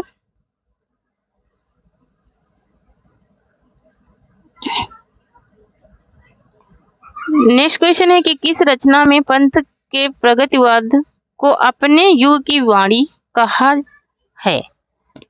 किस रचना में पंथ ने प्रगतिवाद को अपने युग की वाणी कहा है? युगांत में, युगवाणी में कहा है इन्होंने। किस में कहा है? तो युगवाणी में कहा है। तो जो लोग अभी तक सेशन को शेयर नहीं करे हैं प्लीज शेयर कर दीजिए। ठीक है, और पंथ प्रगतिवादी क्या है? कवि हैं। ठीक है, प्रगतिवादी कवि हैं। जो लोग अभी तक शेयर नहीं करे हैं प्लीज शेयर कर दीजिए, और जो लोग लाइक नहीं करे हैं लाइक कर दीजिए। ठीक है, क्योंकि एक सेशन बनाने के लिए बहुत टाइम लगता है। ठीक है, तो यही हमारी क्या होती है? ऊर्जा होती है, जो आप लोग कमेंट करते हैं और लाइक करते हैं। ठीक है, तो लाइक को देख के ही हम लोगों को और ज़्यादा ऊर्जा मिलती है और उसी के कारण हम लोग और लंबी क्लासें भी ले सकते हैं, ले पढ़ा सकते हैं। ठीक है, गामिया इनकी क्या है? प्रगतिवादी अंतिम रचना है। ठीक है, प्रगतिवादी क्या है? अंतिम रचना है गामिया। ठीक है, नेक्स्ट क्वेश्चन देखेंगे। नेक्स्ट क्वेश्चन है कि कविता हमारे परिपूर्ण क्षणों की वाणी है, यह कथन किसका है? राम कुंवर वर्मा का, महादेवी वर्मा का, सुमित्रानंद पंत का या फिर निराला का? तो यहाँ पर इसका राइट आंसर क्या हो जाएगा? तो यहाँ पर ये सुमित्रानंद पंत का कथन है। नेक्स्ट है कि कविता करने की प्रेरणा मुझे प्रकृति निरीक्षण से मिली, यह कथन किस कवि का है? तो ये पंथ का कथन है। ठीक है, ये किसका कथन है? तो ये पंथ जी का कथन है। कविता करने की प्रेरणा मुझे प्रकृति निरीक्षण से मिली, यह कथन, तो यह कथन पंथ जी का है। और इन्हें प्रकृति का सुकुमार भी कहा जाता है। किसको? पंथ जी को, प्रकृति का सुकुमार। नेक्स्ट क्वेश्चन देखेंगे। नेक्स्ट है कि कामायनी का पूर्व संस्करण किस रचना का को माना जाता है? कामायनी का पूर्व संस्करण किस रचना को माना जाता है, ये बताना है। प्रेम पथिक को, उर्वशी को, लहर को या फिर आंसू को? तो प्रेम पथिक को माना जाता है कामायनी का पूर्व संस्करण। ठीक है, किसको माना जाता है? प्रेम पथिक को माना जाता है। ठीक है, नेक्स्ट देखेंगे। और जो लोग को कंटेंट की क्लास देखनी है वो educational academy by Sukanti ma'am search करेंगे तो आप लोगों को कंटेंट की सारी क्लासें मिल जाएंगी, छायावादी, प्रगतिवादी और भक्तिकाल, आधुनिक काल की। ठीक है, तो यहाँ पर 1913 की ये रचना है और ये प्रसाद की रचना है, प्रेम पथिक। ठीक है, किसकी है? तो प्रसाद की रचना है, 1913 की है। उर्वशी किसकी है? तो उर्वशी प्रसाद की भी है और निराला की है, लेकिन फर्क ये है कि दिनकर की क्या है, सॉरी दिनकर की है और प्रसाद की है उर्वशी। ठीक है, दोनों जन की है, लेकिन इसमें फर्क क्या है कि उनका क्या है, उनका खंड काव्य है। ठीक है, दिनकर का। पंथ की कौन सी नव मानवतावादी युग की रचना नहीं है? नव मानवतावादी युग की रचना नहीं है। लोकायतन, चिदंबरा, कला और बूढ़ा चांद या फिर गाम्या। पंथ की कौन सी रचना? तो गाम्या। गाम्या नहीं है किसकी? नव मानवतावादी युग की रचना। ठीक है, पंथ की ये रचना है, ये प्रकृतिवादी रचना है। ये कैसी रचना है? तो ये प्रकृतिवादी रचना है। ठीक है, ये प्रकृतिवादी रचना है। ठीक है, ये नौ मानवतावादी रचना कौन सी है? कला और बूढ़ा चांद और लोक आयतन। ठीक है, लोक आयतन और कला और बूढ़ा चांद, ये दोनों रचनाएं नौ मानवतावादी मानी जाती हैं, लेकिन गाम्या नहीं है। ठीक है, तो नहीं ही पूछा है तो नहीं को बताना है। नेक्स्ट है कि निराला की अधिकांश कविताओं की पृष्ठभूमि में राष्ट्रीयता का रंग विद्वान मिलेगा, यह कथन किसका है? राष्ट्रीयता का रंग विद्वान मिलेगा, यह कथन किसका है, ये बताना है। तो यहाँ पर क्या रामचंद्र शुक्ल का है, या फिर शांति प्रिय द्विवेदी का है, या फिर भागीरथ मिश्र का है, या फिर डॉक्टर नागेंद्र का है? ठीक है, या फिर डॉक्टर नागेंद्र का है। ठीक है, निराला के अधिकांश, तो ये भागीरथी मिश्र का क्या है? कथन है। ठीक है, किसका है? भागीरथ मिश्र का क्या है? कथन है। ठीक है, नेक्स्ट क्वेश्चन देखेंगे। नेक्स्ट क्वेश्चन है कि अलंकार केवल वाणी की सजावट के लिए नहीं, भाव की अभिव्यक्ति के विशेष द्वार हैं। अलंकार केवल वाणी की सजावट के लिए नहीं है, भाव की अभिव्यक्ति के विशेष द्वार हैं, यह कथन किसका है? यह कथन किसका है, ये बताना है। शांति प्रिय द्विवेदी का, सुमित्रानंद पंत का। ये सुमित्रानंद पंत का कथन है। उन्होंने कहा था कि अलंकार केवल वाणी की सजावट के लिए नहीं है, ये भाव की अभिव्यक्ति है। नेक्स्ट है कि जयशंकर प्रसाद कृत उर्वशी किस विधा की रचना है? ठीक है, उर्वशी इनकी किस विधा की रचना है? तो उर्वशी दिनकर की भी रचना है। ठीक है, यह तो 1905 की रचना है जयशंकर प्रसाद की, 1905 की। यह एक चंपू काव्य है। ठीक है, यह एक चंपू काव्य है, लेकिन उनका क्या है? उनका खंड काव्य है। किसका? दिनकर का। नेक्स्ट क्वेश्चन देखेंगे।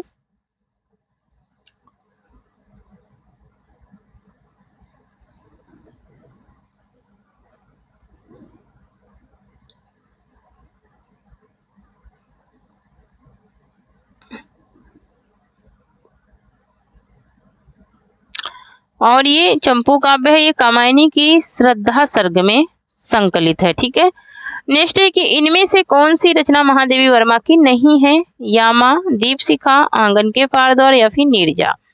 ठीक है, आंगन के पारद्वार या फिर नीरजा।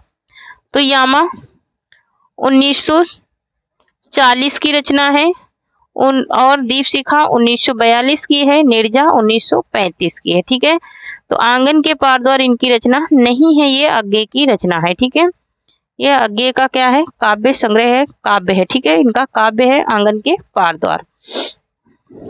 किसका? अज्ञे का। ठीक है, इस पे इन्हें क्या मिला था? यामा पे ज्ञानपीठ पुरस्कार मिला था। ठीक है, महादेवी वर्मा को यामा पे ज्ञानपीठ पुरस्कार मिला था। ये चांद पत्रिका में क्या है? संकलित है। ठीक है, किसमें? चांद पत्रिका में संकलित है।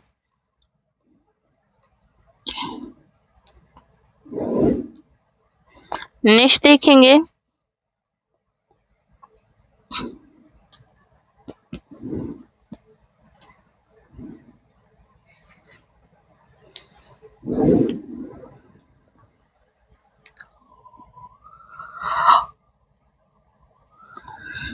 नेक्स्ट क्वेश्चन देखेंगे।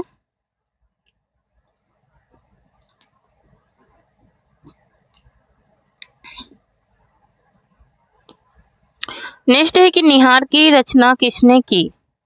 निहार की रचना किसने की? निराला ने, महादेवी वर्मा ने, पंत ने या फिर रामधारी सिंह दिनकर ने। तो निराला किसने? निहार किसकी रचना है? तो ये महादेवी वर्मा की रचना है। ठीक है, किसकी है? तो महादेवी वर्मा की रचना है, 1930 की है। प्रथम काव्य है इनका, प्रथम काव्य संकलन है। ठीक है, प्रथम काव्य संकलन है इनका। किसका? महादेवी वर्मा का। और 1930 की रचना है, 1930 की रचना है। अयोध्या सिंह उपाध्याय ने, अयोध्या सिंह उपाध्याय हरिओध ने क्या किया था?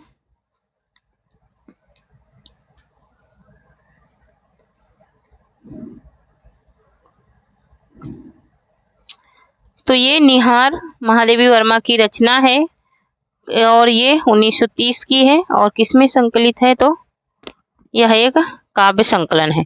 छायावाद के प्रमुख कवियों में से किसमें गीतों की मधुर वेदना की मार्मिक अभिव्यक्ति अधिक है? गीतों की मधुर वेदना की मार्मिक अभिव्यक्ति अधिक है, प्रसाद, पंत, निराला या फिर महादेवी वर्मा?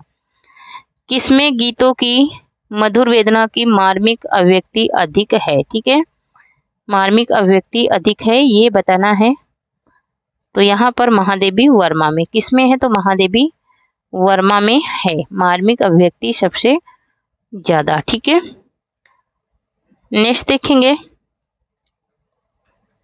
नेक्स्ट है कि हिंदी काव्य की आधुनिक मीरा किसे कहा जाता है? हिंदी काव्य की आधुनिक मीरा किसे कहा जाता है? सुभद्रा कुमारी चौहान को, महादेवी वर्मा को, कीर्ति चौधरी को या फिर इनमें से किसी को नहीं? ठीक है, कीर्ति चौधरी को या फिर इनमें से किसी को नहीं। तो यहाँ पर महादेवी वर्मा को कहा जाता है हिंदी काव्य की आधुनिक मीरा। ठीक है, हिंदी काव्य की आधुनिक मीरा किसको कहा जाता है? महादेवी वर्मा को कहा जाता है। ठीक है,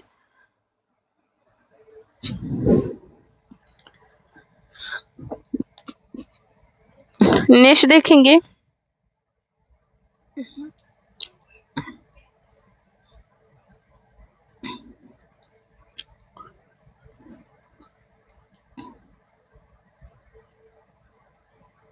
और इनको क्या कहा जाता है? तो हिंदी की विशाल सरस्वती कहा जाता है। ठीक है, सरस्वती कहा है, किसने कहा है? तो निराला ने कहा है। निराला जी इन्हें अपनी बहन मानते थे, किसको? महादेवी वर्मा को। नेक्स्ट क्वेश्चन है कि मैं नीर भरी दुख की बदली, मैं नीर भरी दुख की बदली, यह कथन किसका है? मैं नीर भरी दुख की बदली, यह कथन किसका है? महादेवी वर्मा का, पंत का, निराला का या फिर प्रसाद का? तो ये सांध गीत से ये पंक्ति ली गई है। किससे ली गई है? सांध गीत से ये पंक्ति ली गई है। ठीक है, किससे? महादेवी वर्मा की ये पंक्ति है सांध गीत से ली गई है। ठीक है, किससे? सांध गीत से। तो याद तो हो गया होगा, सांध गीत से ली गई है, महादेवी वर्मा की पंक्ति है। छायावाद की शक्ति इन्हें कहा जाता है, छायावाद की शक्ति कहा जाता है। छायावाद की सरस्वती किसने कहा है? तो निराला ने कहा है। इन्हें वेदना की कावित्री कहा जाता है। ठीक है, इन्हें क्या क्या कहा जाता है? वेदना की कावित्री भी इन्हें कहा जाता है।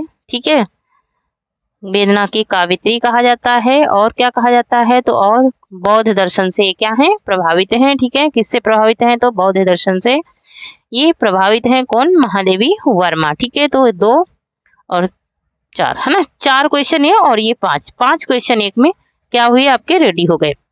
महादेवी वर्मा को किस रचना पर ज्ञानपीठ पुरस्कार से सम्मानित किया गया? महादेवी वर्मा को किस रचना पर ज्ञानपीठ पुरस्कार से सम्मानित किया गया? यामा, दीपशिखा, नीरजा या फिर निहार? किस पे इन्हें ज्ञानपीठ पुरस्कार मिला? ठीक है, ये पुरस्कार वाले क्वेश्चन मोस्ट इंपोर्टेंट है। ठीक है, नोट जरूर करना।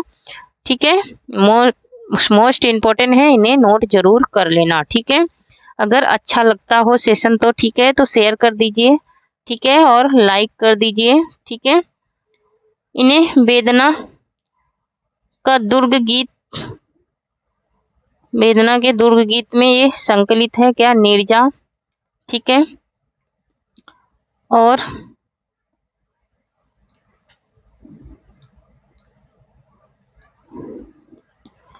यामा 1940 की रचना है।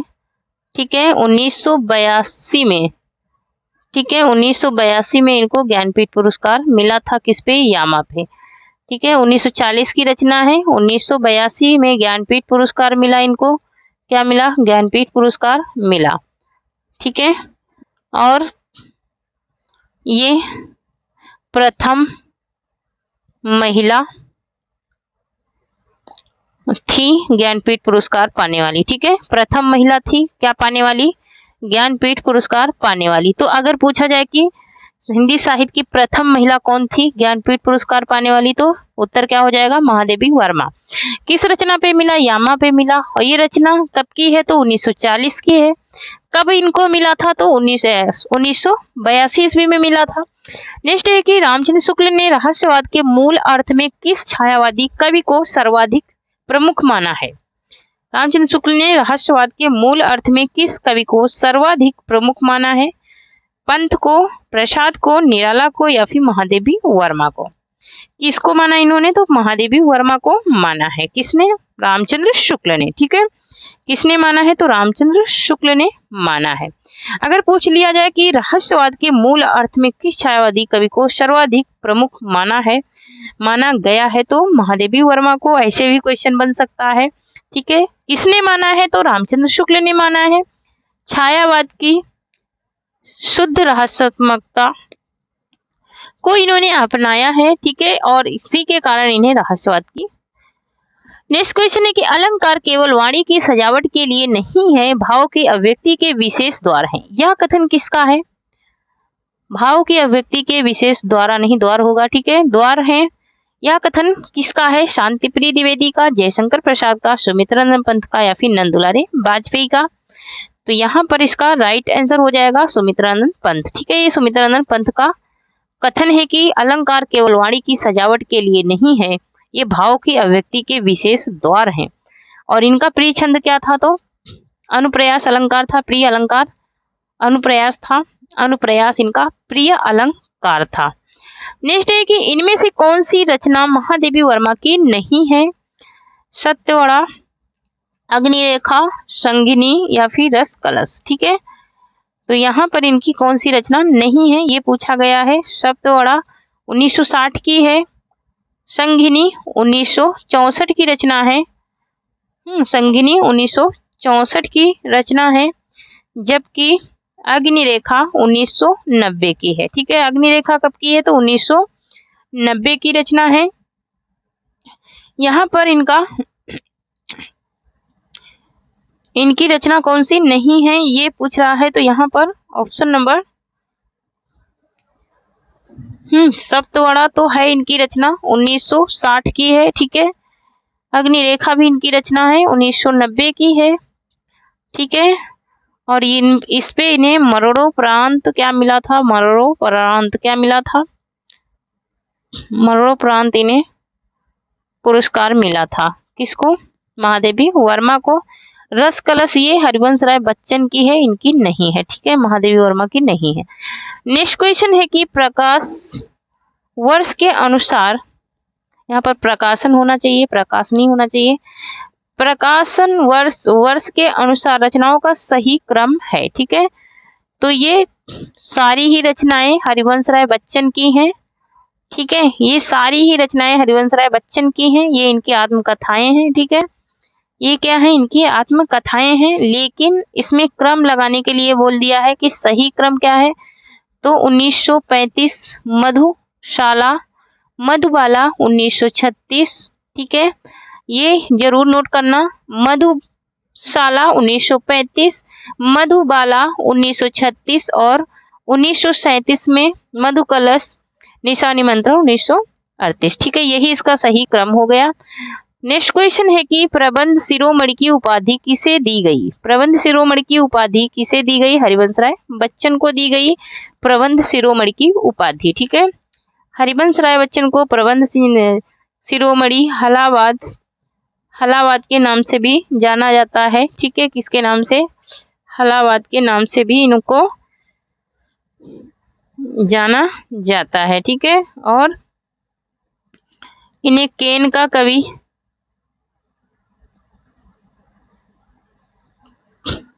यमक इनका केन का कवि नहीं, इनका यमक इनका क्या है? प्रिय अलंकार है। ठीक है, यमक इनका प्रिय अलंकार है। और हलावाद 1933 से 1936, और इनको अभिमूर्ति के नाम से भी जाना जाता है। ठीक है, नेक्स्ट क्वेश्चन है कि हरिवंश राय बच्चन की रचनाओं का सही क्रम है। हरिवंश राय बच्चन की रचनाओं का सही क्रम क्या है? निशा निमंत्रण, मिलन यामिनी, प्रणय पत्रिका और जाल समेटा, प्रणय पत्रिका, मिलन यामिनी, निशा निमंत्रण। तो पहला ही हो जाएगा राइट इसका। 1938 ईस्वी निशा निमंत्रण, 1950 ईस्वी मिलन यामिनी और 1955 में प्रणय पत्रिका, 1973 में जाल समेटा। नेक्स्ट क्वेश्चन है कि हरिवंश राय बच्चन की रचनाएं नहीं है। दो चट्टाने, एकांत संगीत, खादी के फूल या फिर प्रवासी के गीत। ठीक है, इनकी कौन सी रचना नहीं है, किसकी? हरिवंश राय बच्चन की। ठीक है, कौन सी रचना नहीं है? हरिवंश राय बच्चन की। ठीक है, तो यहाँ पर दो चट्टाने 1965 की रचना है। दो चट्टाने 1965 की रचना है और दो चट्टाने पर 1968 में साहित्य अकादमी मिला था। ठीक है, क्या मिला था? साहित्य अकादमी पुरस्कार मिला था 1968 में। 1968 में साहित्य अकादमी पुरस्कार मिला था किस पे? दो चट्टानों पे, दो चट्टाने पे। और 1965 की रचना है खादी के फूल। खादी के फूल। ठीक है, खादी के फूल क्या है?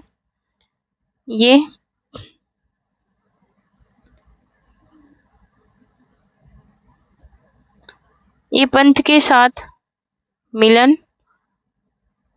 में है। ठीक है, नेक्स्ट देखेंगे प्रवासी के गीत, ये नरेंद्र शर्मा की रचना है। ठीक है, प्रवासी के गीत इनकी रचना नहीं है, ये नरेंद्र शर्मा की रचना है, 1939 की रचना है। ठीक है, 1939 की रचना है। बाकी ये तीनों हैं, खादी के फूल, एकांत संगीत, ये सब हैं।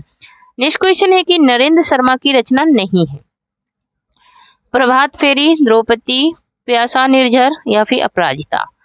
तो यहाँ पर इसका राइट आंसर क्या हो जाएगा? ऑप्शन नंबर डी हो जाएगा। 1938 की रचना है प्रभात फेरी, ये भी नरेंद्र शर्मा की है। 1960 की है द्रौपदी, ये भी नरेंद्र शर्मा की है, यह एक खंड काव्य है। ठीक है, यह एक खंड काव्य है। प्यासा निर्झर 1964 की रचना है, ये भी नरेंद्र शर्मा की रचना है, लेकिन अपराजिता इनकी नहीं है। तो इनकी नहीं है तो किसकी है? रामेश्वर शुक्ल अंचल की रचना है अपराजिता। मोस्ट इम्पोर्टेंट है ये रचना अपराजिता, रामेश्वर शुक्ल अंचल की ये रचना है अपराजिता। 1939 ईस्वी की है। ठीक है, 1939 ईस्वी के है। ये मेरे चैनल का नाम है। ठीक है, यही आप सर्च करेंगे तो आप लोगों को हमारी सारी क्लासें मिल जाएंगी। Educational academy by Shivkanti ma'am डालेंगे तो सारी क्लासें आपको मिल जाएंगी। 300 से भी 350 से भी अधिक क्लासें उसमें पड़ी हैं। ठीक है, नेक्स्ट क्वेश्चन देखेंगे। नेक्स्ट है कि बड़े बड़े साहित्यिकों की भाषा कभी जनता की भाषा नहीं होती, यह विचार किसका है? कभी जनता की भाषा नहीं होती, यह विचार किसका है? प्रसाद का, निराला का। तो ये निराला का क्या है? विचार है, कहना है। ठीक है, नेक्स्ट क्वेश्चन है कि असत्य को चुनिए। नारी तुम केवल श्रद्धा हो, जयशंकर प्रसाद का। मैं नीर भरी दुख की बदली, महादेवी वर्मा। छोड़ दुमों की मृदु छाया, पंथ एक तुम एक विस्तृत भूखंड, निराला का। ठीक है, इसमें कौन सी असत्य है, कौन सी मतलब कि सुमेलित नहीं है, ये बताना है। तो यहाँ पर नारी तुम केवल श्रद्धा हो, ये तो जयशंकर प्रसाद का है। महादेवी वर्मा का ये भी है, अभी भी हम लोगों ने पढ़ा भी। छोड़ दुमों की मृदु छाया पंथ की नहीं है, पंथ की है रचना। ठीक है, लेकिन एक तुम यह विस्तृत भूखंड, ये जयशंकर प्रसाद की पंक्ति है। ठीक है, ये निराला की नहीं है। ठीक है, ये जयशंकर प्रसाद की है, निराला की नहीं है। बीती विभावरी जागरी, अंबर पनघट में डूबो रही, तारा घट उषा नागरी। मोस्ट इंपोर्टेंट ये पंक्तियां हैं जयशंकर प्रसाद के किस काव्य संग्रह में संकलित हैं? प्रेम पथिक, झरना, कनन कुसुम या फिर लहर। ये किसमें संकलित हैं ये बताना है। तो यहाँ पर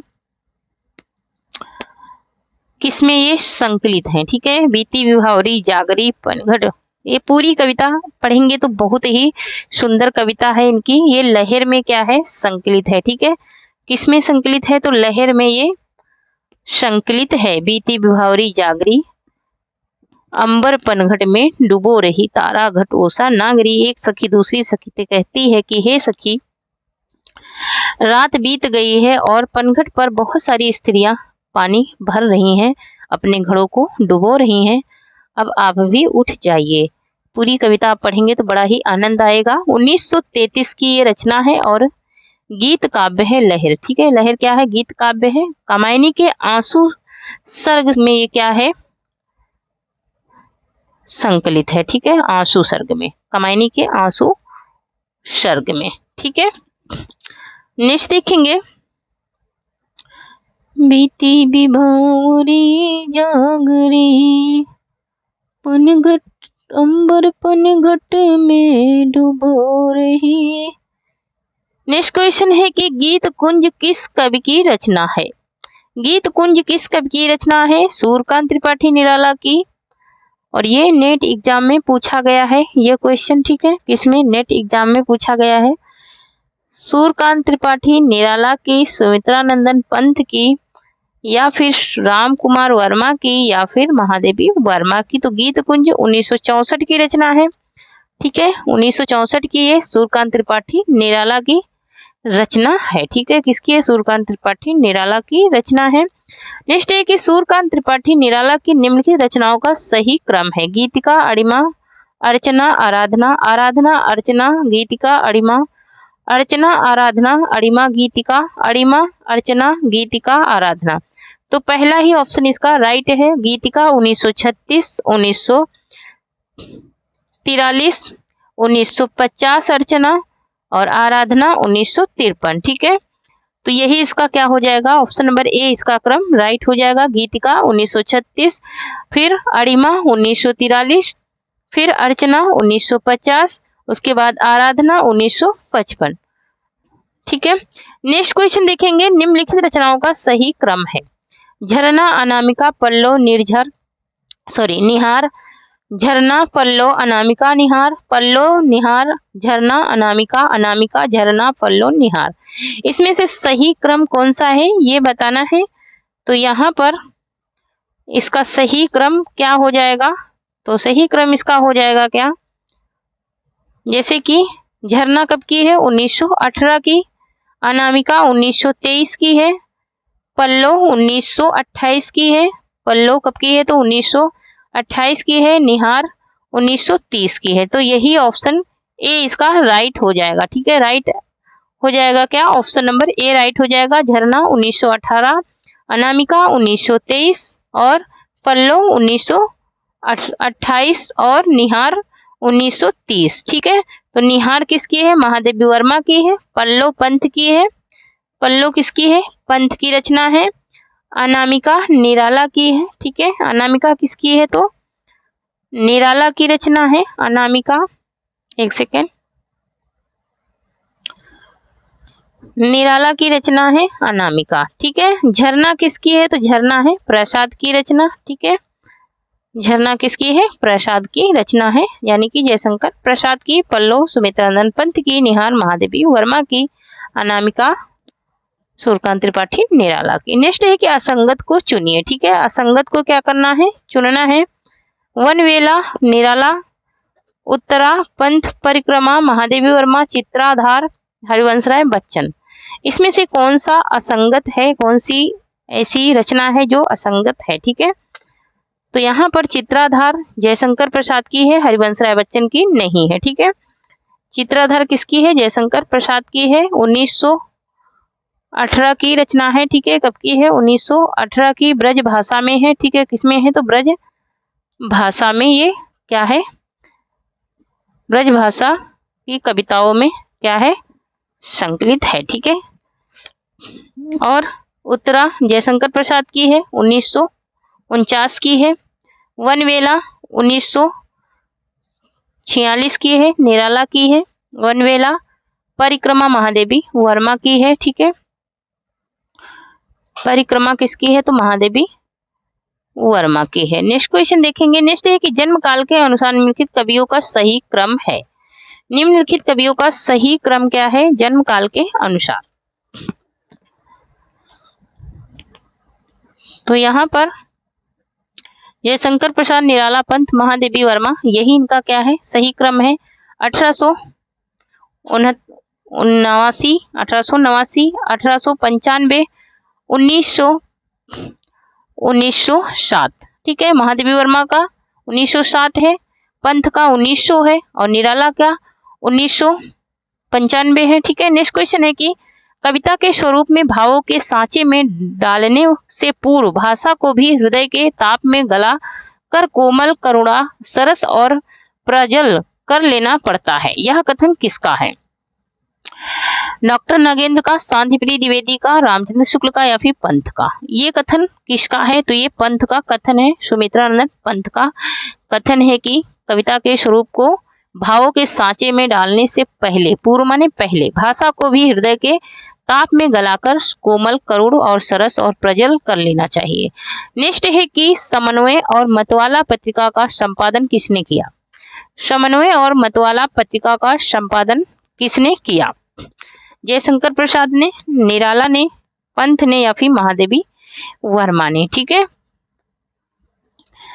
तो यहाँ पर समन्वय किसका है?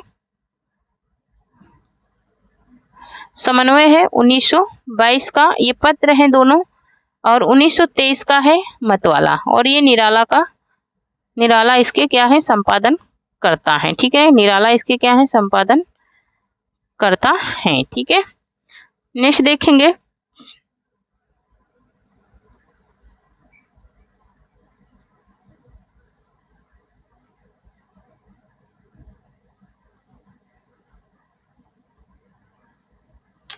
नेक्स्ट है कि भारत की अतीत गरिमा का चित्रण करते हुए कवियों ने भारतीयों को जगाने के लिए उद्बोधन गीत भी लिखे हैं। निराला जी का उद्बोधन गीत कौन सा है? अड़िमा, जूही की कली, जागो फिर एक बार, बांधो न नाव इस ठाव बंधु। तो जागो फिर एक बार इन्होंने देश के जो भारतीय हैं उनको जगाने के लिए लिखा था, उद्बोधन करने के लिए, उत्साहित करने के लिए लिखा था कि जागो फिर एक बार। ठीक है, और ये कविता इस बार के सीटेट एग्जाम में भी आई थी। ठीक है, अड़िमा 1956 की रचना है, जूही की कली 1916 की है। ठीक है, जूही की कली 1916 की रचना है, बांधो न नाव इस ठाव बंधु, बांधो न नाव इस ठाव बंधु। नेक्स्ट क्वेश्चन देखेंगे, और आज का हमारा ये लास्ट क्वेश्चन है, निराला की किस कृति में उनके व्यक्तिगत जीवन का सत्य मुखरित होता है? परिमल में, गीतिका में, सरोज स्मृति में या फिर इनमें से किसी में नहीं? ठीक है, इनमें से कोई नहीं। तो यहाँ पर इसका राइट आंसर क्या हो जाएगा?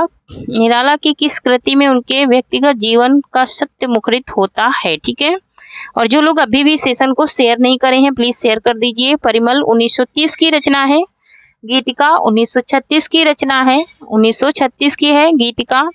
सरोज स्मृति 1935 की रचना है। ठीक है, इसी में इन्होंने अपने व्यक्तिगत जीवन का को मुखरित, सत्य मुखरित किया, मतलब कि अपने सत्य को बताया है। किसने? निराला जी ने। तो थैंक यू फ्रेंड्स, आज के लिए इतना ही। तब तक के लिए जय हिंद, जय भारत। आप लोगों को कैसी लगी ये क्लास और ये सेशन कैसा लगा? नेक्स्ट मैराथन के साथ फिर मिलूंगी, तब तक के लिए जय हिंद, जय भारत। और ये हिंदी का 100 गीत भी माना जाता है, कौन? सरोज स्मृति। ठीक है, तो थैंक यू, जय हिंद, जय भारत।